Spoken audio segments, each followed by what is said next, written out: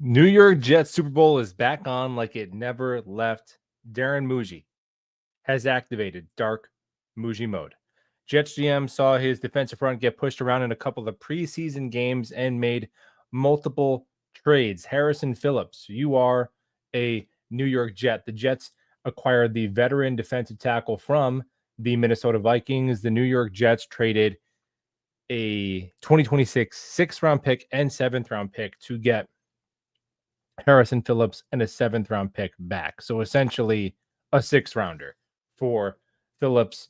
It becomes the deal because the pick swap in the seventh round is essentially negligible. Really, to put a bow on it, a sixth-round pick for Harrison Phillips in terms of value, that's how you can look at it. They also traded for another defensive tackle we'll get to in a second, but we'll start with Phillips. This was the second trade, but I think this was the more significant trade in terms of the role that the player is going to play for the team. He had a little more than $7 million left on his deal, but the Vikings are going to eat half of that. So the Jets acquire him. They're going to owe him about $3.65 million left of that $7 million. So Phillips is a pro.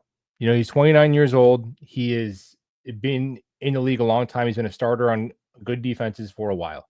And what he gives us is a starting, well-rounded one tech next to Quinnen Williams, right? Because before that, we had some dudes. Okay, maybe you get a little bit of Byron Coward in here, Leonard Taylor on third down, Jay Tefele, Linsanity game once a month.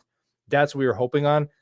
But this gives you a legitimate starter next to Quinnen Williams who can go out there and play over 50% of the reps and really improve your run defense. Now, he was 88th out of a 220 qualified defensive interior players last year for PFF. If that is worth anything to you, Derek Nottie was the second to last. And I think this is a big part of it. Derek Nottie, he looks done. I think he might be done in the league. I don't know what else to say. If you watched him in the preseason, he looks kind of toast. So Derek Nottie to me is a non-factor on this team. Furthermore, Byron Cowart, who they signed to be a starter, he's still not practicing, so he might start the season on the 4-week IR, and that was leaving and Quinnen Williams has been nursing a calf. So that Jets defensive interior, it needed some help, man. It needed some help in a bad way. Harrison Phillips comes in, 15 pressures last year, 39 run stops, forced a fumble. All right. It's your standard professional one tech. This is the kind of trade that if it happened, if another team made it, you'd be like, damn, why didn't the Jets do that? But the Jets went ahead and did that. So that's cool. You get a starter next to Quinnen Williams. How many snaps did he play? 672 snaps. So yeah, he was out there a bunch, and it looks like they peeled back his reps a little bit on third down because he was 13th in run defense snaps and 37th in pass rush snaps. So looks like the Vikings were playing him to play the run more so than the pass. So we'll trust Brian Flores on that he's definitely a better run defender than pass rusher. That's what they need. Leonard Taylor, to me, has some juice as a pass rusher. So does Jay Tefele. But you were looking for run defenders, man, and they brought in Nottie to be that guy and some UDFAs. They were hoping maybe pops, but that just didn't happen. So they make a move, and it costs them a 6th-round pick to go get Phillips. He's the starter next to Quinnen Williams. If I had to guess, week 1, first snap of the season, he will be lining up next to Quinnen Williams, most likely. Probably won't play in the game Friday. No point in that. Now, the Jets, before this was their second trade of the day. The Jets went ahead and they got Jawan Briggs from the Cleveland Browns. Let's take a look at his nerd stats. Via PFF. And again, a very similar theme here. He is stronger against the run than the pass. There were some clips, and it's limited because this was a similar situation. It was a 7th and 6th round pick swap for him. And he was drafted by the Browns last year as a 7th round pick. So now you still have like the rest of his rookie contract. So to me, you're looking at like him and Leonard Taylor as your 3rd and 4th defensive interior players, like 2 role players for the next couple of years, making no money. That's how I kind of look at this. And again, 23rd out of 220 defensive interior players in overall rush grade. These stops, 7 stops. Now he didn't play a lot of snaps, but his run stop rate was in the like top 25 percentile of the NFL last year. Only 4 pressures. He didn't even have any sacks because he played, he only played 63 snaps rushing the passer. So definitely a limited role. The Jets called up the 2 of the deepest defensive interior rooms in the NFL, and they got a couple guys who could play a role. So this is probably the guy. Like, they thought Derek Nottie was going to do this and he couldn't. So now they got Juwan Briggs to come do it. That's the best way I can explain it. And Byron Coward is hurt, so they had to go get Phillips. That's the way I kind of see this. But I think Phillips and Briggs are like better. Like, those are more encouraging acquisitions, even like from what I thought about Nottie and Cowart, but before this. I think this is more encouraging because Phillips is proven and Juwan Briggs has more upside, right? So I think this is definitely, you're feeling better about the defensive interior room. He's not the biggest dude in terms of like looking like a big fat run stuffer, but he is a freaking tank. I think he put up 39 reps of 225 on the bench, which is just, I mean, 39. Oh, that's crazy. That is unbelievable. 39. I'm decently strong. I could do like 7 or 8.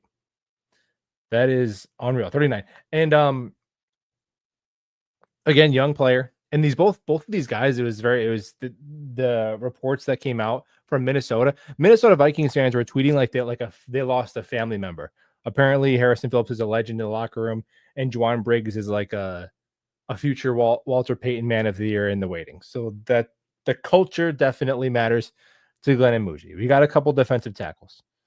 I did not like that they left one of the deepest defensive tackle classes in recent memory without a defensive tackle. So they spun the block and they went and made up for it. Now let me check Harrison Phillips. I want to double check if is it 1 year left on his deal or 2? I really like it to be 2. I'd like if we saw that spot for 2 years, but I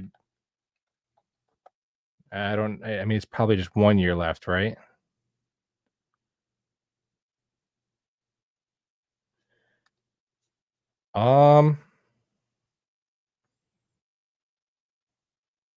No, it looks like he's under contract through 2026, this year and next year.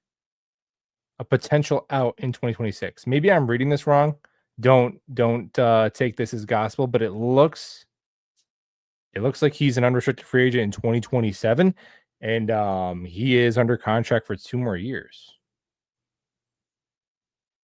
All right. Cool.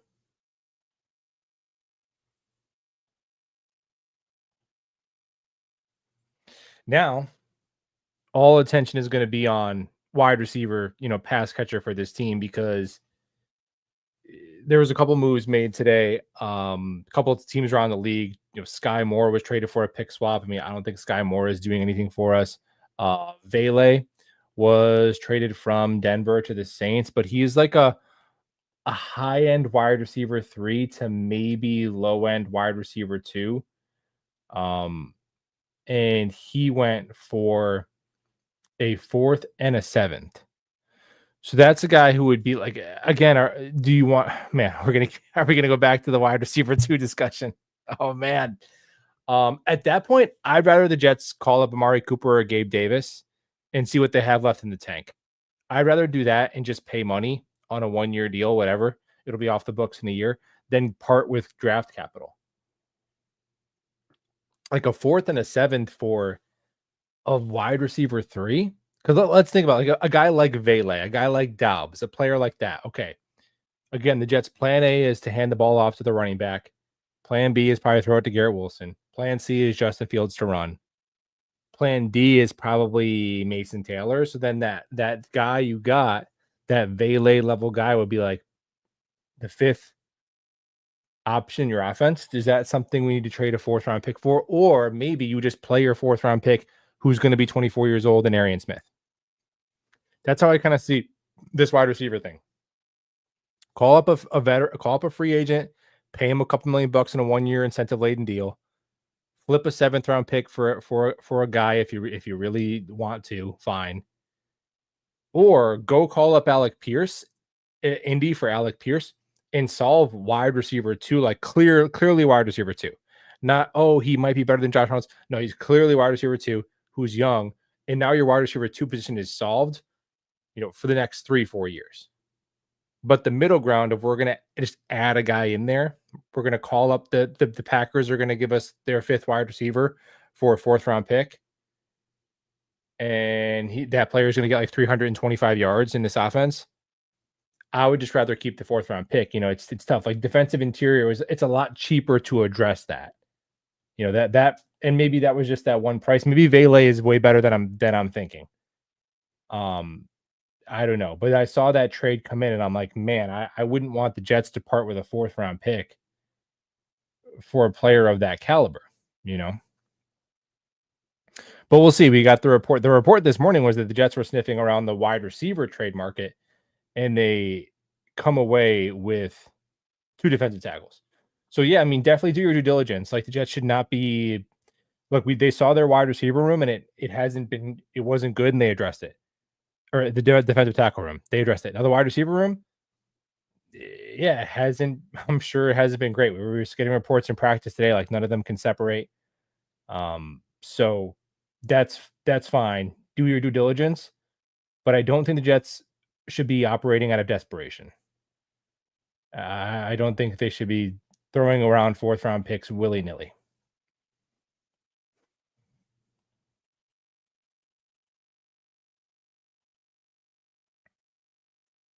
What's up, William? Appreciate it, man. Nice to see competent adults running this team now. I think it's too early to say. Like I'm definitely encouraged, but I mean, we said that almost that exact phrase about Saleh and Douglas, and I know it was Woody and some bad luck and all that, but it's there's encouraging signs. I think this was an encouraging thing to do, to say, oh, like, okay, we didn't really do enough here. The plan that we had isn't working. So instead of just being stubborn and not, you just admit, okay, this plan that we had is not working, and we're going to go ahead and address it now. Because run defense was an area of this team we're heading in. I was just making my notes I was grading each position group, and part of it was grading, like just ranking the 5 tools of football that I just invented like 2 weeks ago, but now I just keep referring to it. 5 tools of football, like 5 tools in baseball. Pass the ball, run the ball, stop the pass, stop the run, play special teams. I actually think I'm pretty bullish on the Jets turning around a lot of those things because they were bad at almost all of them last year because it was just a horrible year. Passing the ball, I can't think they're going to be good at that yet. It just is what it is. Let's keep it real. But running the ball, I think they'll be good. Stopping the run, these moves, now I think they have a chance. The safeties, it's what's concerning about the run defense, because if they didn't make these moves heading into the season with no Cowart, Noddy is a non-factor now, and Quinnen's got a calf. Maybe he has to play a little bit less snaps than you'd like. Jermaine's working his way back. Like that, plus Cisco and Adams being your starting safeties, like that safety tandem is going to be frustrating, right? So you couldn't have horrible defensive. You couldn't have bad defensive tackles and like the bad safeties. That's putting a lot on your linebackers. Because Adams and Cisco against the run is like the Ashton Davis angle special. Although Adams seems to be doing pretty well in camp it's so hard to say, but his name seems to be attached to, like, he had a strip sack today. I don't know how you have a strip sack in practice where you can't hit the quarterback, but he had a strip sack today and he's involved. Oh, Adams pass breakup, Adams interception. So we'll see. Safety is a tough position to evaluate in practice because it's like, how is a beat reporter who's like watching from a million miles away going to see who blew a coverage? It's hard. I'm not saying it's because the beat reporter is like dumb. It's just hard to do. I've been in training camp practice. You can hardly, you're like, oh, what number was that? It's hard to see what's going on, but maybe Adams has gotten better. It is what it is. You can't address every position, but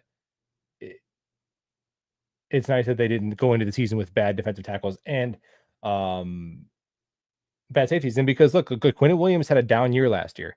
He had a down year last year, and all of us were saying, well, it's the guys next to him. Okay, then you can't run out bums next to him again, right? Like, it's like, well, Quinnen was bad last year. Well, now we got Derek Nottie. Like, yeah, well then I'm glad we didn't have to do that again. Now Quinnen can be adequately supported with some professionals next to him. Harrison Phillips is a pro.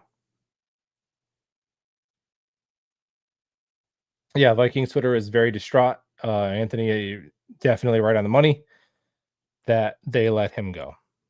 It's almost like it reminds me of when the Jets traded JFM. That's how their fan base is reacting. And dude, JFM. It's so funny. JFM is exactly what this defensive line needs, isn't he? Damn it! It's exactly what we need. I don't know. I'm still looking at Zadarius Smith and Jadeveon Clowney. Maybe they won't go. Maybe they won't go that route. But this now opens the vault of like, okay, now we get, because for a while I was like, all right, this is the roster. I'm gonna stop making videos about guys we should get.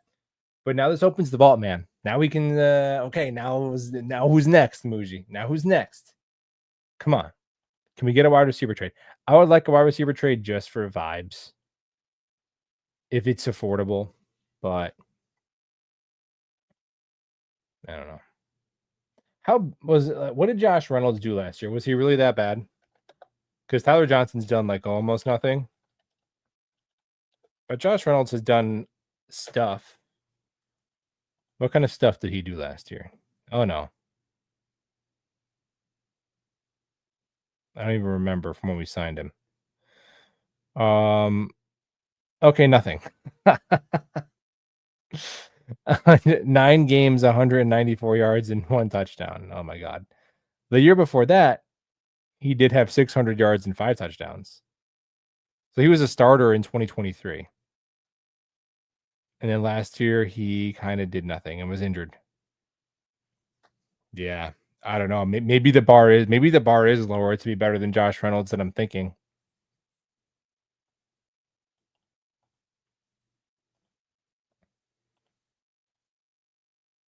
David says, let's go Jets.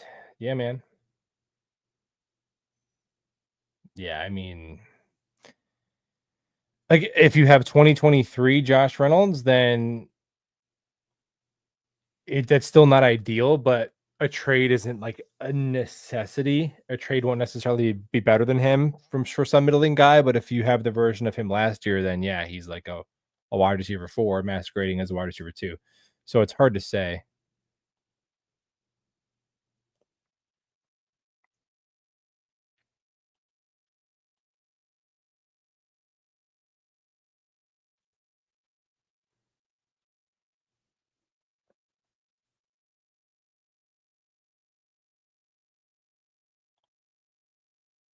Appreciate that again, David. Thank you, man. Kudos to the Jets if they have concealed. What's up, Tyrap? Kudos to the Jets if they have concealed a potentially bad Coward injury to not make them seem desperate for a trade. I didn't even think about that part of it. Yeah, it's you're probably right, because if they already put Cowart on IR, then when they're calling the Minnesota Vikings, maybe the price gets a little sweeter. So yeah, and actually the NFL, I just saw this. Michael Nani had just posted this. The NFL changed a rule that, because it used to be to start a player on the 4-week IR, you had to, they had to count against the initial 53, and you had to expose some guys to be claimed from other teams and then bring them back. So you couldn't really just, because they didn't want teams to pretend guys were hurt, just to sneak them on the roster, right? But now with 2 players, you essentially can do that. With 2 guys, you can just say they're hurt, and you basically get a 55-man roster, right? So that could be Cowart for 4 weeks. I thought it could have been AC Thomas, but he's back at practice, so it could be Cowart and Lazard. Might be the 2 guys.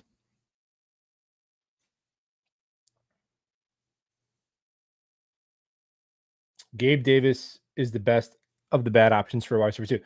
Oh, Gabe Davis isn't even a bad option if he's healthy. There has to be something going on with his medicals, because he was released. The Jacksonville Jaguars ate an egregious amount of dead money to release him.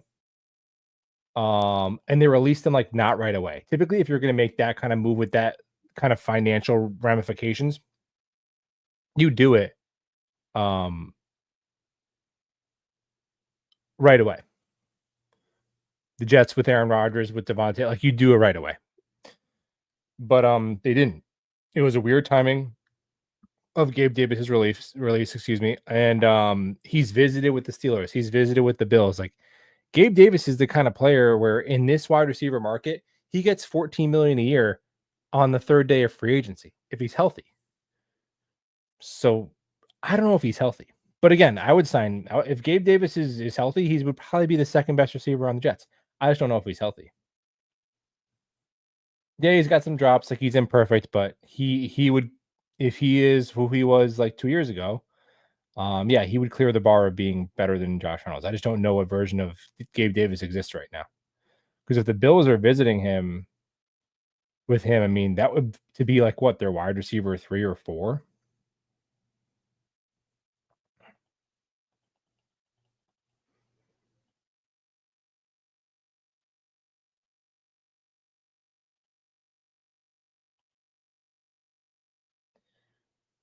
And where was Harrison Smith? Let's check Harrison Smith's, not Harrison Smith, Harrison Phillips. Don't the Vikings also have a Harrison Smith? Safety, right? Harrison Phillips. Let's check his alignment.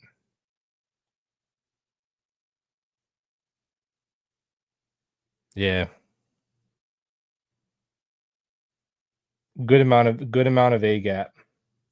190 A gap reps, 461 B gap, 17 at 5 tech, 3 at edge.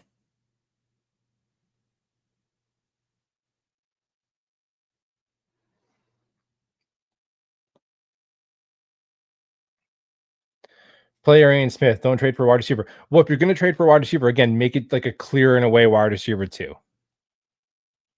But don't trade for a guy like that the Saints just traded for just to play him over Arian Smith. Right?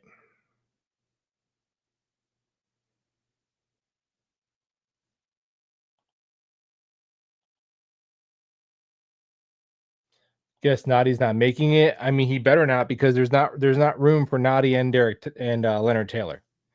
And Leonard Taylor, by hell or high water, better be on this team. Come on. What are we doing if we cut Leonard Taylor? I know it's not that big of a deal, but to me, it would be. I would significantly overreact if this team cuts Leonard Taylor. There's just no reason for it. Like, it's not that big. It's not that big of a deal, but it's like, why would you do that? Like, if my neighbor came into my house and just like poured a glass of milk on my floor, it's like, that's not that big of a deal. But like, why the hell would you do that? Why would you do that? That's an insane thing to do. Now I don't trust you. If Darren Mougey cuts Leonard Taylor, that is the equivalent of my neighbor coming into my house and just pouring milk on my carpet. So no, it's not a felony. I'm not going to call the cops, like, whatever. But now I do not trust you. So Darren Mougey, do not do that. Leonard Taylor needs to be on the team.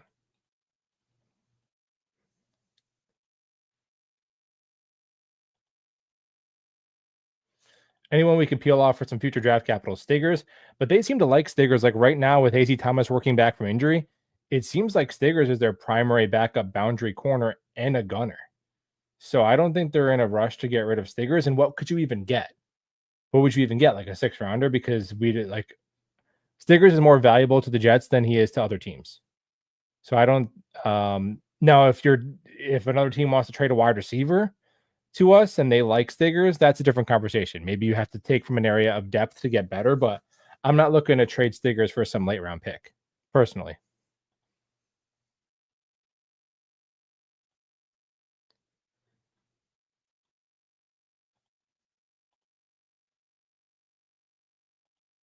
Bad situations, bad timelines. I'd sure be in contact with the Saints, 3 wide receivers with 1 year left on their deals. Well, Saints just traded for. So who is it? What is it? So Chris Olave not happening. What is it? Rashee Rice? Rashee Rice is interesting. I mean, I don't know. He's supposedly not a starter. Every time I turn on NFL Red Zone, Rashee Rice is scoring a 90-yard touchdown. I don't. No, not Rashee Rice. Who am I thinking? Rashee Rice is on the Chiefs. Who's the speedy guy on the Saints? Who am I thinking of? Rashid.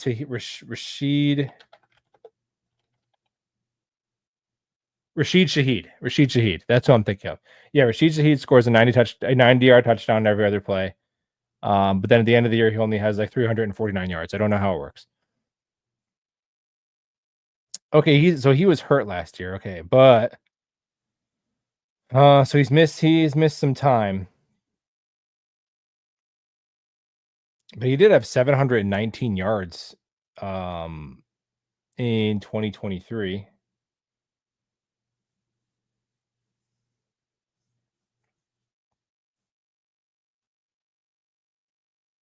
I mean, yeah, he's interesting. I don't know the extent of his injury, but he's probably worth a call, I would say.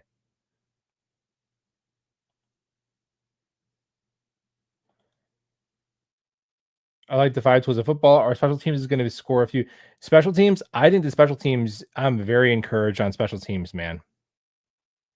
Um, it's like, oh, well, who? Great, we have special teams and no whatever. Well, yeah, man, you got to start somewhere. Like the special teams is a good indicator of a well coached team. Nick Folk, he was really good last year. He's old, so he's not a long term solution at kicker, but he was really good last year, and he's been good in camp, and he made his kicks in the preseason game. Austin McNamara has been perfect in the preseason. And Kenny Nwangwu is an elite kick returner.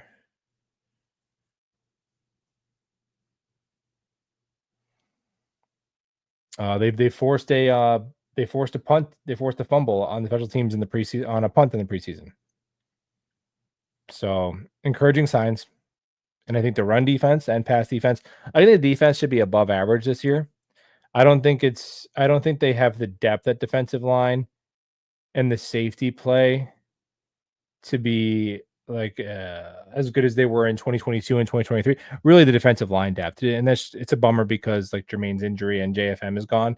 Like if we had healthy JJ and JFM back here, and we just made these two trades, then I'd be like, all right, man, watch out. But I just think we're gonna be a little bit away with the defensive line, and then safety being kind of meh. But it should be enough to be an above average defense. You got a defensive minded head coach. You have Steve Wilkes, who's been there, done that. You got a good linebacker tandem. You have good corners. I think Stevens is going to prove us wrong. The podcasters wrong for sure. It's not even that I didn't. To be clear, for whatever it's worth to you, probably not much. But I didn't necessarily not like the Stevens signing or the AZ Thomas pick individually. It's just we were so frugal in the off season, like to double down at that spot where we had Stiggers and JBC.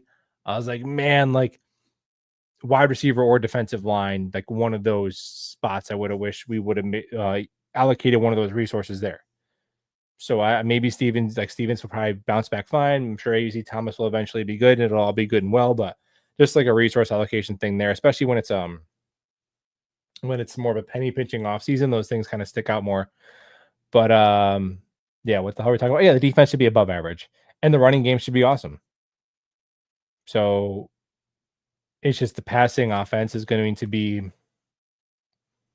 I don't know, you're going to have to get it to be okay to win games.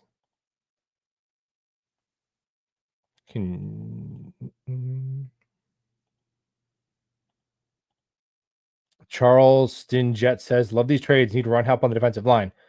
Only 6-round picks, plus we get 2 7th-rounders back and half the salary of a starter paid. Yeah, I mean those aren't the trades that the 6-round picks, whatever. Who cares? Like when Joe Douglas traded a 7th-round pick for James Robinson and his knee turned to soot. Who cares? You don't hold that against JD. It's the 3rd-round pick for Reddick and the 3rd-round pick for Adams. Like even though they were, at the time, whatever. But those are the ones where you look back and you're like, damn, I wish we had those 3rd-round picks, right? A 6th and 7th-round pick swap is, I mean, if you look at it in terms of the trade value chart, it's literally negligible. Like if you call a team and you say, we'll give you a 7th-round pick. Let's say you have the 28th overall. Let's say you have you're picking in the 3rd round and you want to move up like 1 or 2 spots. A team might even just say no for a 7th-round pick. They're like, it's not even worth us moving 2 spots down in the 3rd round. It's once you get there, it's like UDFA level territory.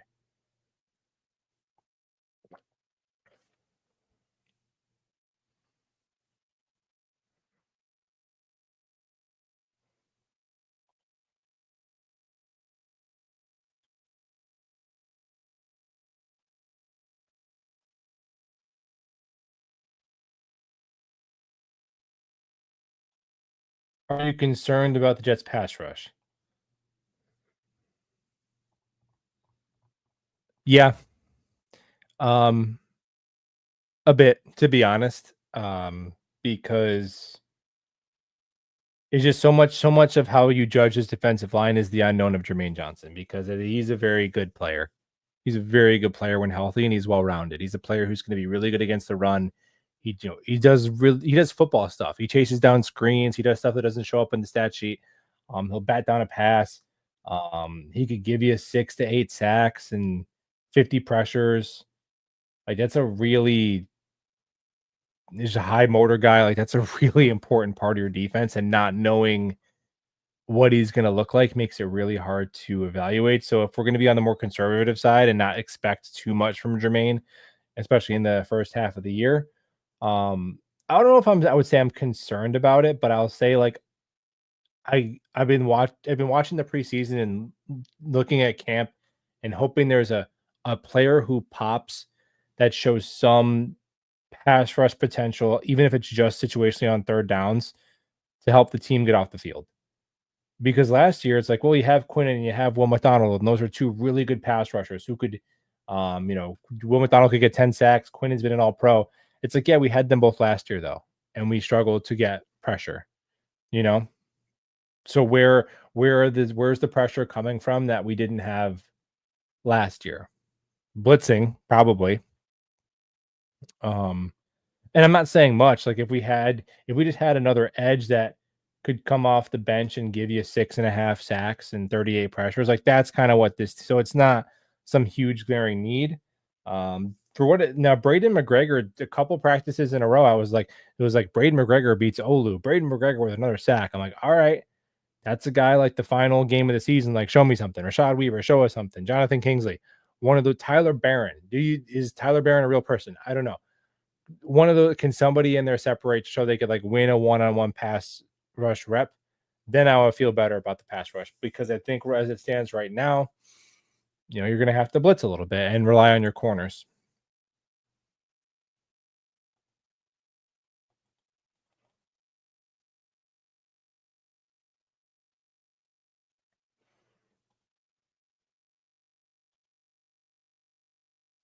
Cisco is better than any safety we had last year.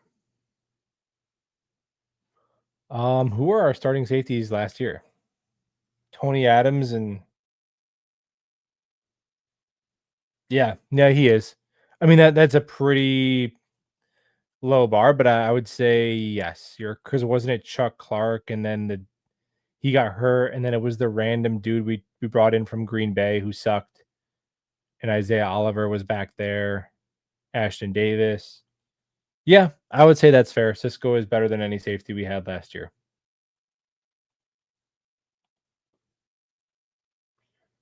Finally caught alive. What's up, man? We're 6 or 7 pieces away from contending. I mean, yeah, I would say, yeah, you're probably right.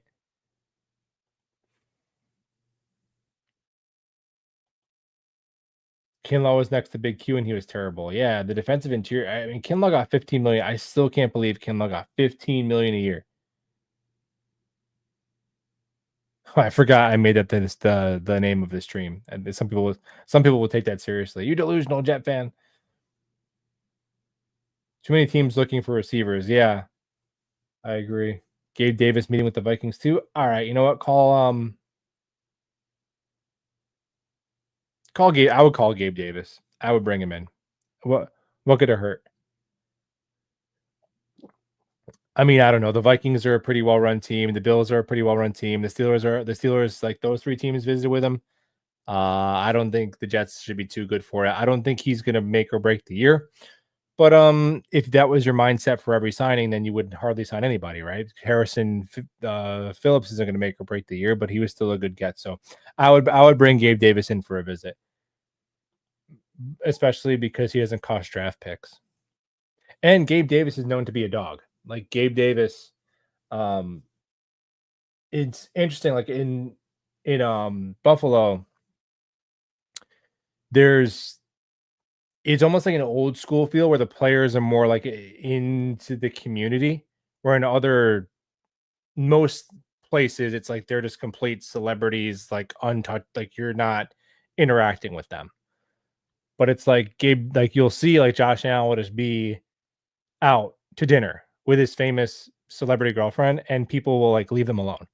It's kind of cool. It's kind of cool thing about this city. People will be like, let them have their dinner. Like some people take pictures, they'll be pointing, but could you imagine if whatever Aaron Rodgers when he was the quarterback of the Jets just went to some random Italian restaurant in Jersey, the place would be mobbed within a half an hour. So like people will know the players, and Gabe Davis is Gabe, Gabe Davis is a scrappy, like no nonsense kind of dude, man. He's got that. I don't know if you follow the NBA, but if you remember Steven Jackson, who played for the Warriors, like Kenyon Martin, like that's Gabe Davis's company there, right? Gabe Davis is a dog, so he'd probably fit with the culture for sure.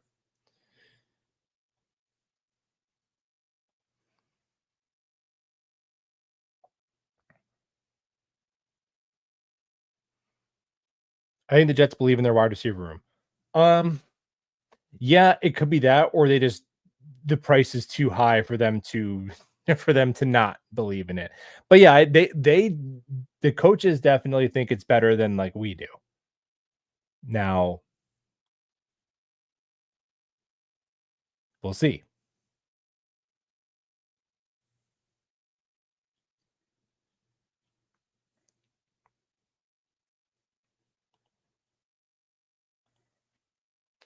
Duggar would be nice at safety. Yeah, it's like 9 million guaranteed for this year. I don't know. I don't know about adding a $10 million safety, but I did see his name pop up. He's been a good player in the past. I don't know. He's getting a little older, but he's been a good player before. Duggar. And I know his skill set would complement Cisco's perfectly. I just don't know if that's this. I guess I'd be surprised if they did that at this stage of the game. If Mike Vrabel is looking to get rid of a guy, I don't know. I have some concerns. But Duggar's been good. I don't know. Did he fall off? Rashichi, yeah.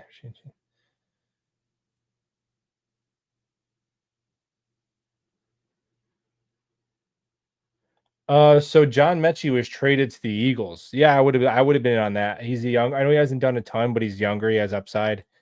But he was traded to the Eagles. That's a deal. I was like, I don't remember what the draft pick was, but it couldn't have been a ton because what is he going to be? The Eagles wide receiver 3 or 4. So, but he is unavailable.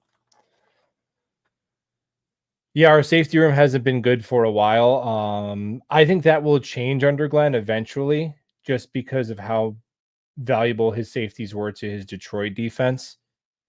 And obviously they drafted Malachi Moore, which I mean, I think Ashton Davis was the highest the Jets ever drafted a safety. I think he was the only safety the Jets even drafted within the first like 5 rounds. So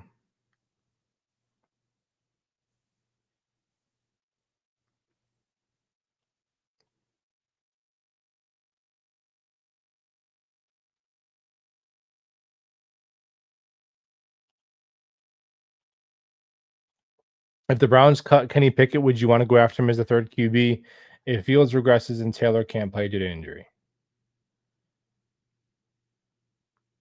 If you're down to your third quarterback, yeah, Kenny Pickett is better than most third string quarterbacks. So sure, if it came down to it, yeah, Kenny Pickett is probably better than Adrian Martinez and Brady Cook. Um, I hope that doesn't happen though, because I hope that both of our quarterbacks don't either get injured, or both.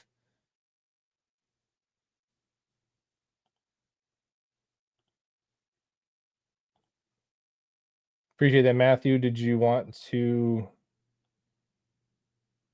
add a comment? If not, appreciate it. But if you wanted to add it, to make it a super chat, because I know sometimes you think it's a super chat, but it's a sticker. If you want it to be a chat, just type it in the box and I'll grab what you wanted to say. But I appreciate it, man. Relying solely on Mason Taylor and Arian Smith to come in with a bang. Yeah, man. I mean, but like eventually we got to be able to do that, man. Like to me, guys like Arian Smith is a big litmus test for this staff. Stone Smart, like those guys, because typically, if you wanted to give a blueprint for how this draft class would age, if it were Saleh and Joe Douglas, how would it go? Membu would be fine, you know, because unlike Mike McCagnon and whatever John Idzik, Joe Douglas, for the most part, you give him a first round pick, he's going to do okay with it for the most part. Like Zach Wilson aside, I think Joe Douglas had 8 first round picks. 6 of them were pretty good. That's pretty good rate. So Membu, I think Joe Douglas would have taken Membu if he was the GM personally. And then Mason Taylor would be okay because top 50 picks weren't an issue that much either. Joe Tidman, Brees Hall, right? Jermaine Johnson, late first round. And then Arian Smith would be a complete nobody. And AZ Thomas would be middling, but Brandon Stevens would turn it around because the defensive staff bet on him. And we get like one UDFA who did a thing, but the like 4th and 5th round picks would be kind of like wash. And none of the offensive free agents that we added would do anything. That's how it would go before. So the players I'm looking at, like Stone Smart and Andrew Beck and Tyler Johnson and Arian Smith, like, can you elevate those kind of role players? And look, with Mason Taylor, like, I know tight end is a long learning curve position, not as much recently as it's become more of a glorified slot receiver. But he was the 42nd pick. He was the 34th overall player on Daniel Jeremiah's big board. Malachi Corley was 46th the year before. But yeah, I think it's reasonable to ask him to play even good teams. Good teams will draft a second round pick and like you got to go start at left tackle. Good teams will do that. You see the Chiefs will go into a draft with like no left tackle and just say we're going to draft one in the first couple rounds and he's going to go over there and play. Good teams do that. And with Arian Smith, obviously you're not asking for him to be Amon-Ra St. Brown as a 4th round pick, but good teams are able to ask a 4th round pick to go out there and be the 3rd receiver.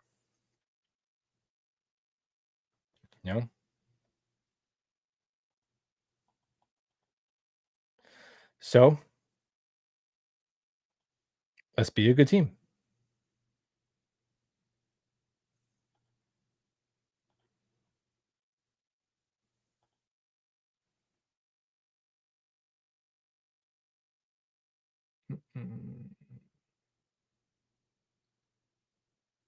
I didn't see, Matthew, if you had said anything, but maybe you're just being generous. Thanks, man.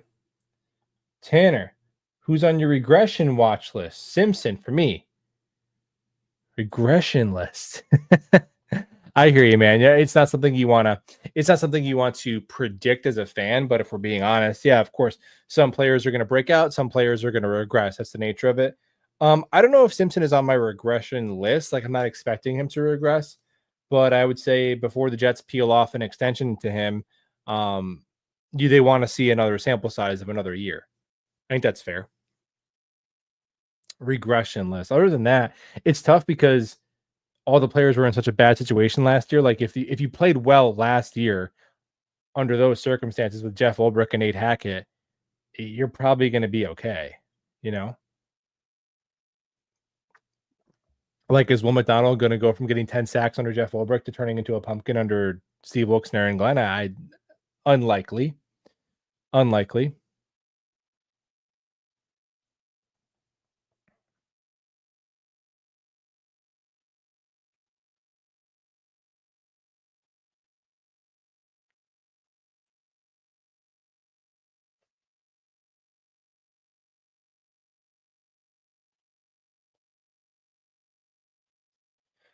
Over under.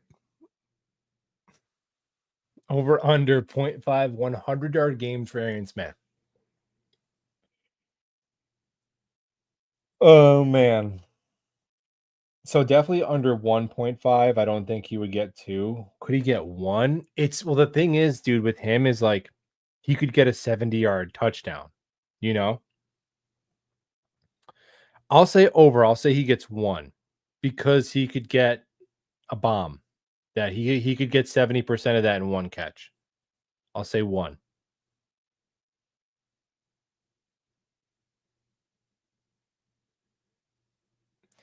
Arian Smith will be used like Jameson Williams. Yeah, man. It's the Walmart Detroit Lions supporting cast.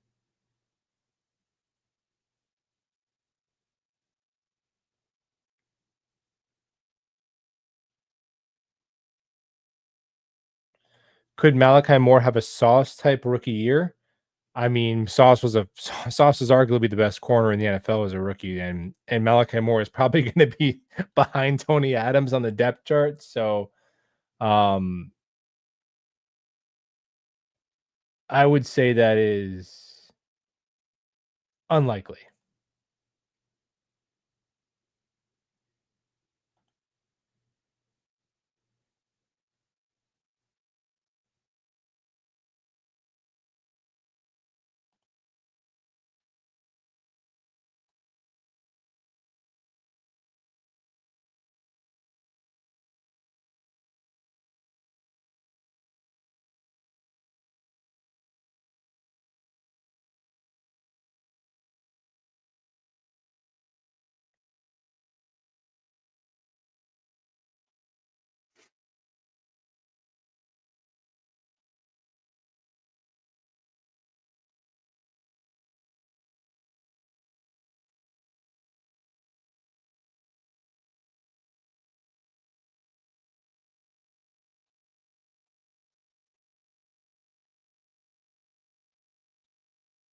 Can Watts be rotated to assist Quinnen against the run? Watts is a good run defender, but from the edge. I mean, as an edge, he's massive. As an interior player, he would be very undersized. I don't think the defensive tackle tweener like we saw with Salah, I don't think that's going to be as much of a thing with Glenn. It's more of an edge off-ball linebacker hybrid, nickel safety hybrid. I think.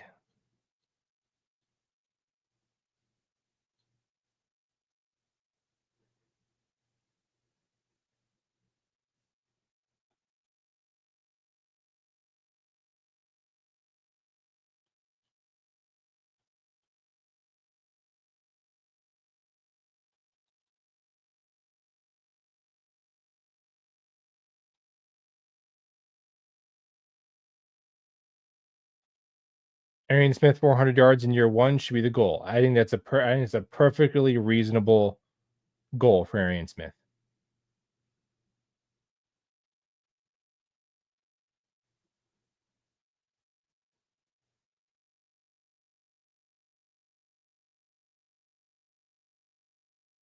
Brees and Taylor are going to have big years receiving for the Jets.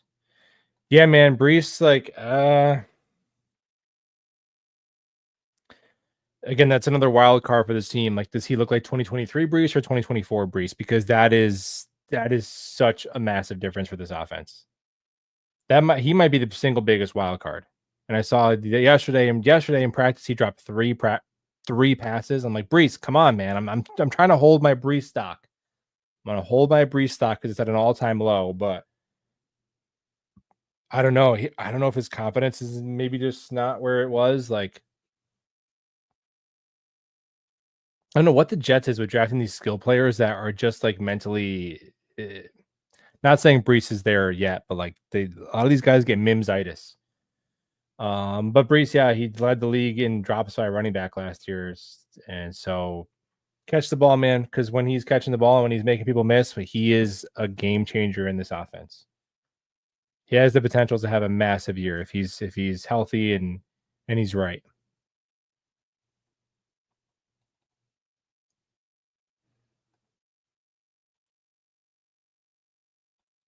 We have wide receivers that we can develop, come in, and step up or produce for us.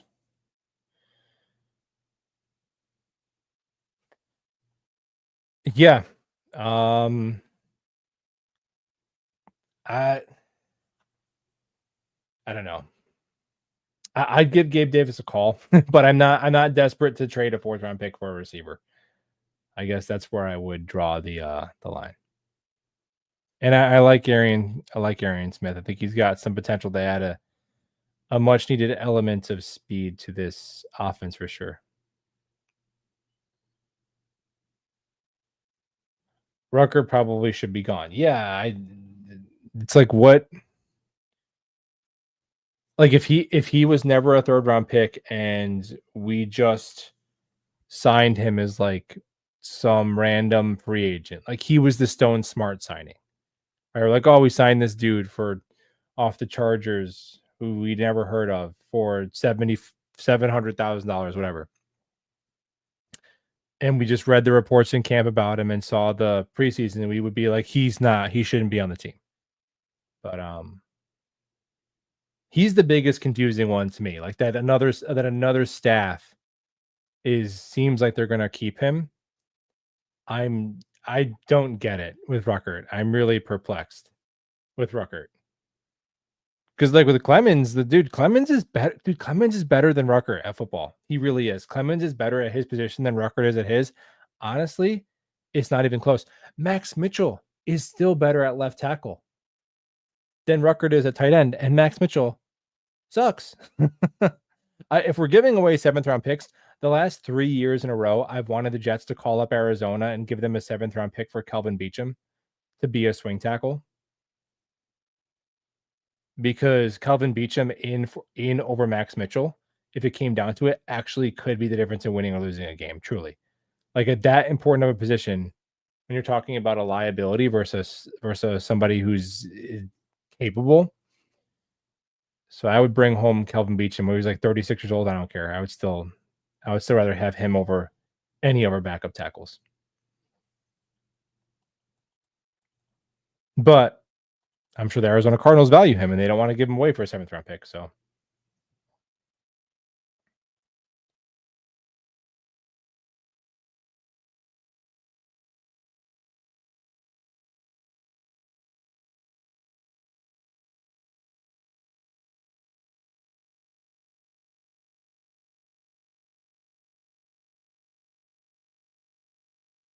yeah, Max Mitchell is I think Mitchell and Rucker are the two where I'm like, I really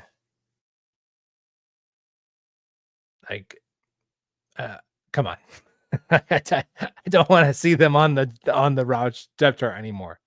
I guess Carter Warren is worse than Mitchell. I always thought Carter Warren at least had some physical tools. But I guess I think Max Mitchell is one of those dudes.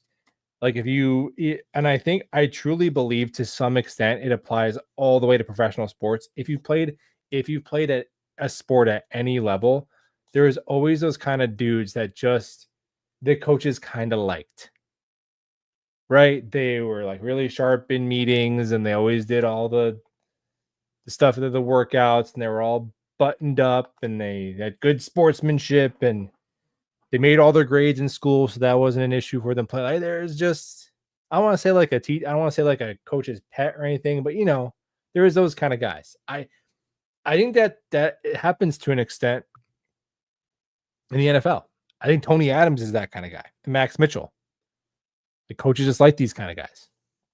And there's guys who are the opposite, who are talented but aren't worth their the juice ain't worth the squeeze. Deontay Johnson, prime example of that.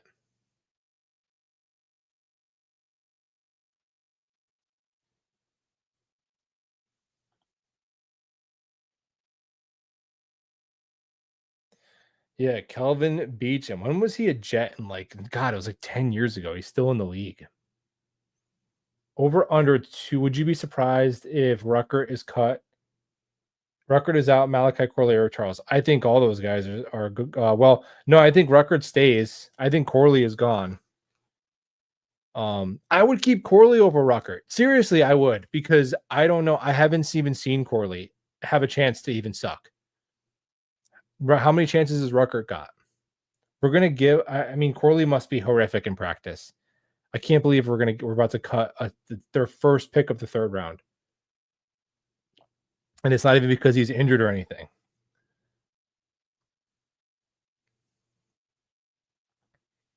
And this wide receiver room isn't even that good, so like he must be hoarded. That's very unfortunate.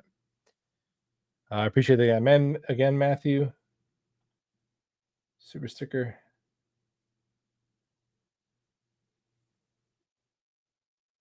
Over under 2.5 games where it's rainy at MetLife. There is no atmosphere or hype, and the final score is 13-6. Over. I would say you're going to get 3 of those out of what, 8 games at home. Yeah, you're going to get about 3 of those. I would say. No, that doesn't mean it's a loss. You could win 13-6. Maybe I should do my part and go to the home opener, because I really like, because Steelers fans travel, and I get it, but I really hope that stadium is not like 40% Steeler fans. That would suck. QB is the bigger problem than wide receiver too.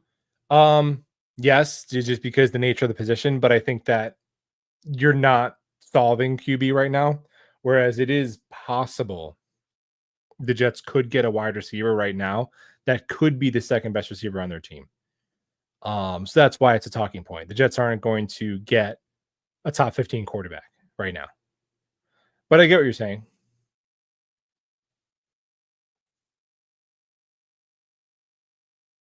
Always appreciate your takes. Thanks, Danger Zone. I got to get on with you guys, man. We got to get on here.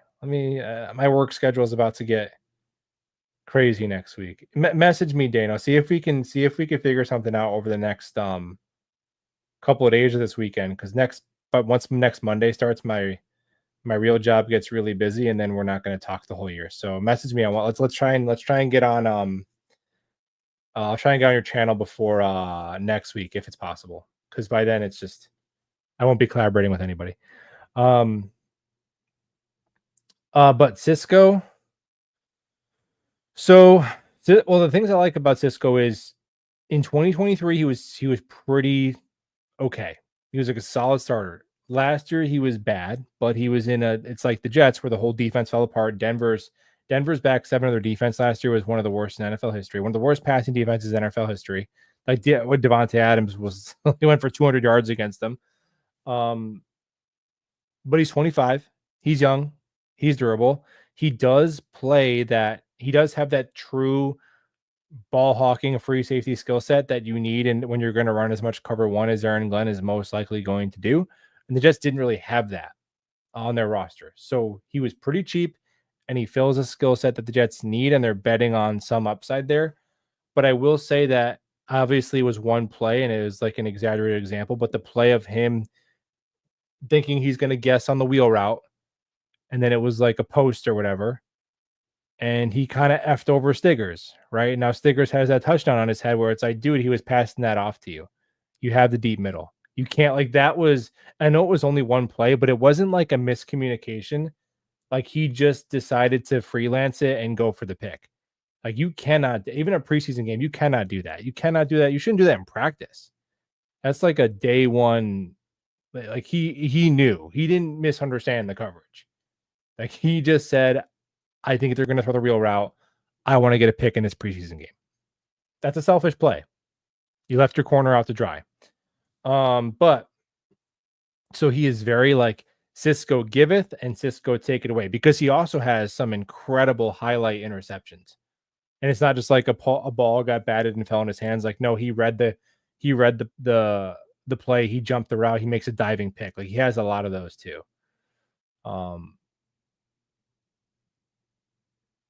And athletically, when offenses spread him out and he's got to carry a man rep on a slot receiver and run with them on a crossing route, he can do that. Run defense, pretty tough though. Pretty tough. So Cisco is a mixed bag, but I'd say overall he's probably like to be honest, like a below average starting safety, which is, kind of what his contract says. What's he got, like 6 million guaranteed? Like a below average to average. Maybe I'll say average. Below average is kind of harsh because there's a lot of bad safety play in the league. I'll say average safety if he bounces back to 23 form. Average safety. Um, but I mean, I don't know. Maybe he's never got good defensive coaching. We've seen guys like JFM, Quincy Williams come into new schemes and thrive. So maybe he could be that.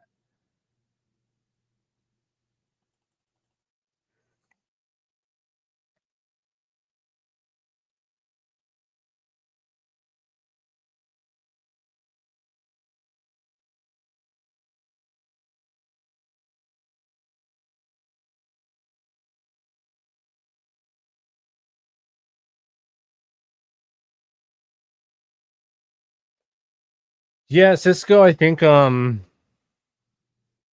fan base approval rating. I think that was more so like it was just it felt like not a lot of money for a player who was young and at a position of need. So it's like, okay, this is like a good get. And that was after Stevens because we signed Stevens and we were like, no, God, no, why? And then we signed Cisco and it was like, okay, this is makes a little more sense. But to be honest, if I had to guess right now, who's going to be the better at their position this year, I would say Stevens over Cisco. Because with Stevens, he really, and I know it sounds like the biggest, like dumbest excuse of like, oh, he's right in position, but he can't play the ball. But it's true. You watch him, it's like, dude, how did you not make that play? And but Stevens, it seems like is doing very well in camp. It seems like the corners now. Maybe it's just our wide receivers aren't very good, but I don't know. He didn't give up anything in the 2 preseason games and the joint practices didn't really seem to have. It's not like they were picking on him, right? And he's going to get opportunities because they're not going to throw towards Sauce.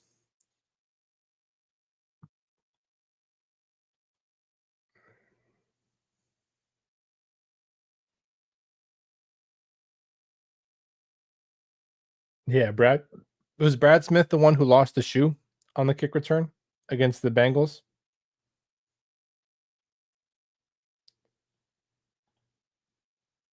His run D is better than the grades give him credit for. So with Cisco, at least, so what happens is I'll watch like 4 games of these guys when we sign them just to make like a video, and then I'll never watch them again. So I've forgotten, or maybe it wasn't like. And let's be honest, 4 games. I mean, I'm not an NFL. I'm not a professional footballer. I can't watch 20 games of a player. It's just I can't do it. But just to get a sense, watch a couple of games. Cisco, what I remember is I don't remember a lot of missed tackles. Let me look up his missed tackle rate because I feel like I'm remembering missed tackles was not his issue. It was bad pursuit angles, if I'm remembering correctly. Cisco kind of looks like Elijah Moore, actually. I don't think I've.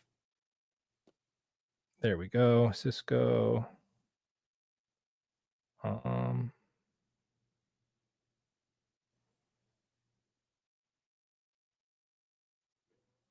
Missed tackles 11 last year. That's not too bad. 9 the year before. 9. 3. So yeah, missed tackles aren't really his issue. Does PFF like his run defense? PFF actually respects his run defense a little bit. Maybe I'm being too harsh on Cisco. I don't know. I bet if he jumped that wheel route, like we're that one play. I will be honest, that one play is probably factoring in too much of what I just said on Cisco, but.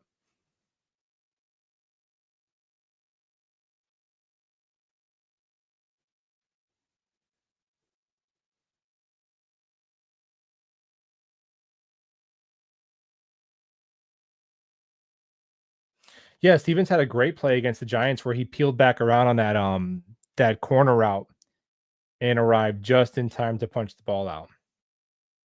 Although as a quarterback, like, dude, put the ball in there. Like that ball hung up there forever. But that was a good play. by Stevens. But I'll leave it there. Appreciate you guys hanging out. If you want to hit the thumbs up, that'd be cool. And we'll talk Jets soon.